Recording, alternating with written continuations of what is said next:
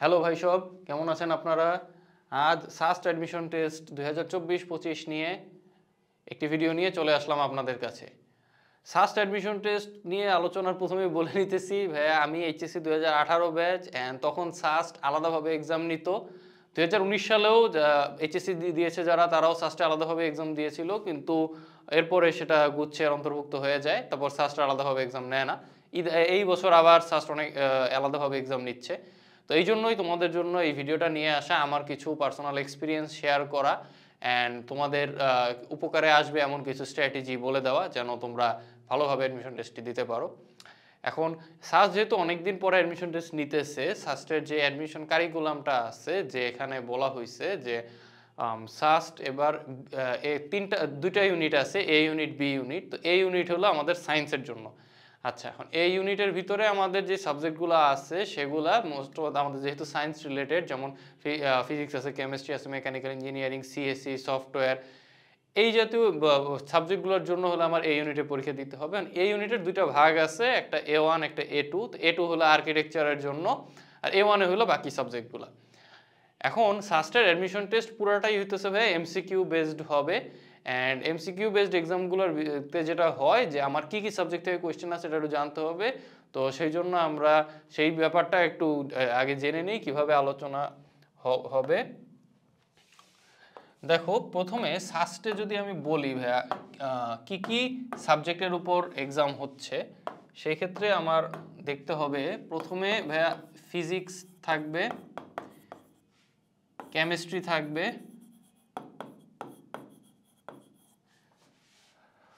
Math থাকবে, biology থাকবে, আর English থাকবে। এখন ইংলিশটা নিচে লিখতেছি, এটার একটু কারণ আছে। আচ্ছা, এখন প্রত্যেকটা ভাইয়া কয়টা করে এমসিকিউ থাকবে ভাইয়া? প্রত্যেকটার জন্য ভাইয়া 20টা করে এমসিকিউ থাকবে। এখন এই যে 20টা এমসিকিউ থাকবে, কিন্তু টোটাল এক্সাম কিন্তু আসলে আমার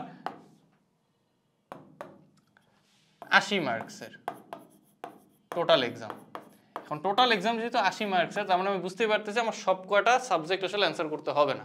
তো এইখানেই জিনিসটা জানতে হবে যে সাস্ট এ ইউনিটে বা A1-এ তোমার জেনেটিক ইঞ্জিনিয়ারিং আছে and molecular biology and biochemistry একটা সাবজেক্ট আছে। এই দুটো সাবজেক্ট যদি তুমি পড়তে চাও, তাহলে অবশ্যই তোমাকে বায়োলজি অ্যান্সার করতে হবে। কিন্তু তুমি যদি চাও যে না ঠিক আছে, এই সাবজেক্ট দুটো আমি পড়বো না বা এই সাবজেক্ট দুটো আমার চয়েসের নাই, সেই ক্ষেত্রে তোমাকে ইংলিশ দেখাইতে হবে। তুমি যদি ইংলিশ দেখাও, সেই ক্ষেত্রে তুমি ওই দুটো সাবজেক্টের পড়তে পারবা না যদি চান্স পেয়ে যাও। কিন্তু তুমি যদি বায়োলজি দেখাও, সেই ক্ষেত্রে তুমি ওই দুটো সাবজেক্টে তো পড়তে পারবাই, প্লাস বাকি সমস্ত সাবজেক্টে পড়তে পারবা। সেই ক্ষেত্রে ভাইয়া সেফ অপশন কি? সেফ অপশন বলতে ভাই বায়োলজি দেখাইলে হইলো কি, ওই তোমার ওইখানের A1 ইউনিটে যে কটা সাবজেক্ট আছে সব কটাই কভার হবে, তুমি যে চান্স পেলে যে কোনোটা দিয়ে পড়তে পারবা। কিন্তু তুমি যদি ইংলিশ দেখাও, সেই ক্ষেত্রে কি হবে যে ভাইয়া আমার আর তখন ওই দুইটা সাবজেক্টে পড়ার সুযোগ দিবে না, বাকি যে সাবজেক্ট থেকে যেটা আমার পজিশন অনুযায়ী আসবে সেটা আমি পড়তে পারবো। আচ্ছা, এখন এই এমসিকিউর সিস্টেম ভাইয়া ওই আগের মতনই ভাই, নেগেটিভ মার্কিং থাকবে।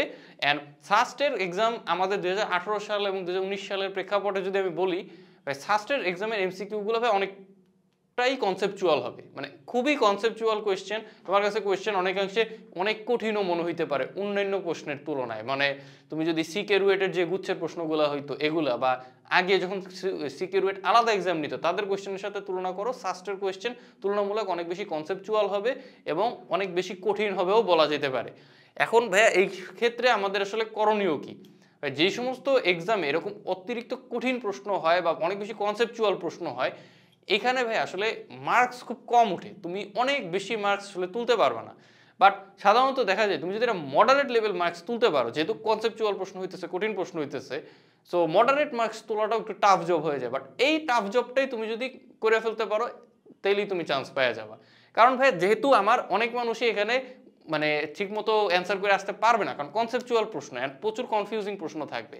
প্রশ্নগুলো খুব ভালো মতন পড়তে হবে, মানে এক প্রশ্নটা দুইবার পড়াটা আমি সাজেস্ট করব। কারণ প্রশ্নের ভিতরেই ভাইয়া তোমার একটা মারপেজ দেওয়া থাকে, যে এই কারণে তোমার প্রশ্নের উত্তরটাই পুরোপুরি বদলায় যাচ্ছে। অ্যান্ড আরেকটা খুবই ভয়ানক, মানে ভয়ানকই বলা উচিত, যে ভাইয়া তুমি মনে করো একটা ম্যাথ করলা, করে তোমার একটা অ্যান্সার আসলো, এখন তুমি ম্যাথটা আসলে ভুল নিয়মে করছো, তোমার অঙ্কটা হয় নাই, ওই ভুল অ্যান্সারটাও দেখবো তোমার অপশনে দেওয়া আছে। তো তোমার তো মনে হবে যে আরে যেটা অ্যান্সার বেরোইছে এটাই আমার অপশনে দেওয়া আছে, তাহলে এটাই তো অ্যান্সার হওয়া উচিত, কিন্তু আসলে পরীক্ষার পরে দেখবো যে না, ওটা অ্যান্সার না। এই প্রবলেমগুলো সাস্টে অনেক বেশি হয়, কারণ ওখানে খুবই কনসেপচুয়াল কোয়েশ্চেন করার চেষ্টা করে এবং খুবই হার্ড কোয়েশ্চেন হয়। তুমি যদি এটা সাস্ট কোয়েশ্চেন ব্যাংক নিয়ে সাস্টের আগের বছর প্রশ্নগুলো দেখো, তাহলে তুমি এটা একদম স্পষ্টভাবে বুঝতে পারবা। যে কোনো বিজ্ঞান প্রযুক্তি প্রশ্ন ব্যাংক যদি কিনো, যে অন্যান্য বিজ্ঞান প্রযুক্তি বিশ্ববিদ্যালয়ের প্রশ্নের সাথে তুলনা করলে সাস্টের কোয়েশ্চেন তুলনামূলক অনেক বেশি কনসেপচুয়াল, বেসিক বেসড অ্যান্ড কঠিন হবে। এই জন্য তোমার প্রিপারেশন যেরকমই হোক না, প্রশ্ন ভালো মতন পড়ে পড়ে অ্যান্সার করতে হবে, ঠিক আছে? এবং তোমার এই 80 মার্কস এক্সামের জন্য তোমাকে টাইম দেওয়া হচ্ছে 1 ঘন্টা 30 মিনিট। 1 ঘন্টা 30 মিনিটের ভিতরে তুমি কীভাবে টাইমটা ম্যানেজ করে উঠাবা। তো সেই ক্ষেত্রে আমি একটু তোমাদেরকে দেখাই দিতে চাইতেছি কীভাবে তোমার অ্যাপ্রোচটা করা উচিত। এবং অ্যাপ্রোচের ক্ষেত্রে আমি বায়োলজি আর ইংলিশকে একই জায়গায় রেখে আমি অ্যাপ্রোচটা দেখাই দিতেছি। এইভাবে অ্যাপ্রোচ করলে আশা করি তোমাদের এক্সামটা ভালো হবে, কারণ কোনটা আগে অ্যান্সার করবা কোনটা পরে অ্যান্সার করবা, এক্সাম হলে এই ছোটোখাটো বিষয়গুলো অনেক বড় হিসেবে দেখা দিতে পারে। সো চলো দেখি ওইটা।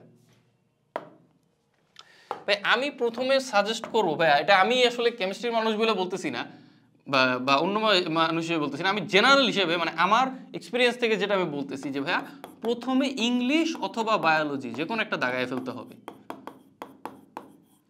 এইটা হবে তোমার প্রথমে ইংলিশ বা বায়োলজি দাগাইতে হবে অবশ্যই। কেন ভাই প্রথমে ইংলিশ আর বায়োলজি কেন? ইংলিশ অথবা বায়োলজি দুইটা তো আর দাগাইতে পারো না, যে কোনো একটা দাগাইতে হবে। ইংলিশ আর বায়োলজি কেন দাগাইতে হবে? ইংলিশ আর বায়োলজি দাগাইতে হবে এই কারণে ভাই, ইংলিশ আর বায়োলজি এগুলো একটু মুখস্থ বেসডের মতো। মনে করো ইংলিশের একটা অ্যান্সার যদি তুমি জানো সাথে সাথেই তুমি বসায় ফেলতে পারবা, বায়োলজি তুমি যদি অ্যান্সারটা জানো ডিরেক্ট বসায় ফেলতে পারবা, এখানে তোমার চিন্তা ভাবনা করে অ্যান্সার বের করার মতো কিছু নাই।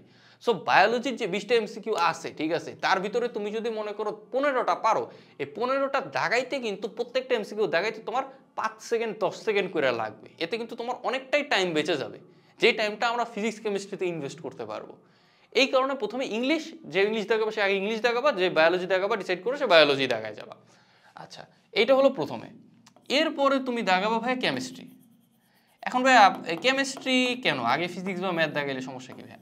কেমিস্ট্রি দেখাবে এই কারণে ভাই, এর মানে তুমি চিন্তা করো বায়োলজি বা ইংলিশের পরবর্তীতে কেমিস্ট্রিতে কিন্তু তোমার কিছু প্রশ্ন আসবে তুমি ডিরেক্ট যেটা পারলে তুমি অ্যান্সারটা জানো, তার মানে দাগাই ফেলছো, না জানলে তুমি দাগাইতে পারবা না। কনসেপচুয়াল প্রশ্ন কেমিস্ট্রিতে তুলনামূলক কম আসে, যেই তুলনায় ফিজিক্স এবং ম্যাথে প্রত্যেকটা প্রশ্ন তোমার conceptual basic and mathematics base থাকবে, তোমার ক্যালকুলেশন করে চিন্তা ভাবনা করে অ্যান্সার বের করতে হবে, ওগুলোর জন্য টাইম প্রয়োজন। এই জন্য তুমি কি করবে, এরপর কেমিস্ট্রিটা অ্যান্সার করবে। কেমিস্ট্রি অ্যান্সার করতে গিয়ে দেখবা তোমার অনেকগুলো থিওরি বেসড প্রশ্ন আছে, সেগুলো তো তুমি যদি প্রশ্নটা ভালো মতন পড়ো, দুইবার করে পড়ে অ্যান্সার দেখাও, তাহলে তোমার মোটামুটি অ্যান্সার দেখানো হয়ে যাবে। আর কেমিস্ট্রি যে ম্যাথগুলো আছে ওইগুলো করতে একটু টাইম লাগবে। সেক্ষেত্রে তুমি চিন্তা করো ইংলিশ বা বায়োলজির জন্য তোমার খুবই কম টাইম লাগবে, যেই কটা তুমি পারো ওই কটা তোমার দাগায় ফেলতে, তুলনামূলক এইটাতে আবার টাইম একটু বেশি লাগবে, টাইমের অ্যামাউন্ট একটু বেশি লাগবে, কারণ যেহেতু কেমিস্ট্রিতে বেশ ভালো পরিমাণ ম্যাথামেটিক্সই চাইলে দেওয়া যায়, অ্যান্ড থিওরিটিক্যাল প্রশ্ন দিতে হবে, কারণ কেমিস্ট্রির থিওরিটা অনেক বড়। এরপরে তুমি চলে যাবে ভাইয়া ফিজিক্স দাগাইতে। এখন ভাই এরপরে ভাই ফিজিক্স দাগাইতে কেন যাবো, ম্যাথে কেন যাবো না? ফিজিক্স দাগাবে এই কারণে ভাই, ফিজিক্সে সব ম্যাথ আসবে, সব কনসেপচুয়াল ম্যাথ আসবে ধরে নিলাম, তারপরও ভাই ফিজিক্সে থিওরি বেসড কোয়েশ্চেন দেওয়া যায়। ফিজিক্সের ম্যাথ তাও তুলনামূলক ম্যাথের যে ম্যাথামেটিক্সের ম্যাথের তুলনায় তুলনামূলক একটু হইলেও তোমার করতে টাইম কম লাগবে বা করতে কম লাগবে, কারণ ফিজিক্সে তোমার মেইন থিওরি বা বেসিক থেকে যে কনসেপ্ট আসবে, কনসেপ্ট থেকে ম্যাথটা, কনসেপ্টটা তুমি মাথায় চিন্তা করে আনতে যতটুকু টাইম লাগবে অতটুকু করে ফেলতে টাইম লাগবে না, ঠিক আছে? এই কারণে এর পরবর্তীতে আমরা ফিজিক্স অ্যান্সার করব, এবং এর পরবর্তীতে গিয়ে আমরা লাস্টে গিয়ে ভাই ম্যাথ অ্যান্সার করব, এবং ম্যাথেই আমি সর্বোচ্চ টাইমটা দিব। তুমি দেখো এইখানে তোমার টাইম কম লাগতেছে, তো এখানে টাইম বেঁচে যাবে, এখানে টাইম একটু বেশি লাগলেও তুলনামূলক ভাই মানে ফিজিক্সের চেয়ে এখানে টাইম কমই লাগবে। তাহলে এই দুইটা যে সাবজেক্ট আছে, এই দুইটা সাবজেক্ট তোমাকে সময় বাঁচাইতে সাহায্য করবে, ঠিক আছে? এই দুটো সাবজেক্ট তোমাকে সময় বাঁচাইতে সাহায্য করবে, এবং এখানে তুমি যে সময়টুকু বাঁচাইতে পারবা, এই বাঁচানো সময়টুকু আমাকে এখানে ইনভেস্ট করতে হবে, তাইলেই আমার এক্সাম ভালো হবে। কারণ ফিজিক্সের ম্যাথামেটিক্স, এখন তুমি যদি এভাবে চিন্তা করো ভাইয়া, এমসিকিউ দাগা দিতে হবে আমার 80টা এমসিকিউ দাগানোর জন্য তোমাকে দিছে 1 ঘন্টা 30 মিনিট, মানে এদিকে 60 মিনিট ওদিকে 30 মিনিট, 90 মিনিট। তার মানে তুমি চিন্তা করতেছো 90 মিনিটে 80টা এমসিকিউ দাগাবো, তার মানে ভাইয়া 1 মিনিটের একটু বেশি টাইম হইলেই তো একটা এমসিকিউ দাগানো যায়। ব্যাপারটা হলো ফিজিক্স অ্যান্ড ম্যাথের তুমি একটা এমসিকিউ 1 মিনিটে দাগাইতে পারবা না, 2 মিনিট 3 মিনিটও লাগে যেতে পারে, এবং লাইগে যেতে পারে, এবং লাইগে যাওয়ার পরও তুমি এটার অ্যান্সার নাও করতে পারো, কারণ ম্যাথ তারপরও তোমার ম্যাথটা সলিউশন হচ্ছে না। কিন্তু ভাইয়া ফিজিক্স আর কেমিস্ট্রি আর বায়োলজিতে অথবা ইংলিশে এই এটা নাই। বায়োলজিতে ভাইয়া তোমার এইখানে দেখো, বায়োলজির ক্ষেত্রে যদি তুমি বলবে, বায়োলজি মনে 20টা প্রশ্ন আছে ভাই, 20টা প্রশ্নের মধ্যে তুমি যদি মনে করো 15টা পারো অ্যান্সার জানো, এই 15টা কোয়েশ্চেন জায়গায় ফেলাইতে তোমার হাইয়েস্ট হলে ভাই 5 মিনিটের মতো নিয়ে নেওয়া উচিত, অথবা তুমি আর একটু বেশিই নিলা ভাই, 5 মিনিট একটু বেশি কম হয়ে যাচ্ছে, তুমি মনে করো আরও 3 মিনিট এক্সট্রা নিলে ভাই 8 মিনিটে তুমি 15টা এমসিকিউ জায়গায় ফেলতে পারবা, কারণ তুমি জানো এটার অ্যান্সার এইটা। বায়োলজিতে তৈলে তো আর চিন্তা ভাবনার কোনো দরকার নেই, কিন্তু এই কাজটাই ওর ক্ষেত্রে অত বেশি করা যায় না, কারণ কেমিস্ট্রিতে ম্যাথ দিলে কনসেপ্ট চিন্তা করতে হবে অ্যান্ড কেমিস্ট্রির কনসেপ্ট তুলনামূলক তাও ছোট ছোট হয়, ফিজিক্সের কনসেপ্ট আরও বড় হয়, এই কারণে ফিজিক্স আরও বেশি টাইম দিতে হবে, কেন আরও বেশি টাইম দিতে হবে, যেহেতু এদিক থেকে এদিকে টাইম আরও বেশি দিতে হবে, তো প্রথম দিকে আমরা যতটা পারি টাইম বাঁচানোর চেষ্টা করবো, যেটা আমরা লাস্টে গিয়ে ইনভেস্ট করতে পারি, তাইলে আমার এক্সামটা ভালো হবে, আমি এটা খুব সুন্দর এক্সাম দিয়ে বেরোতে পারবো।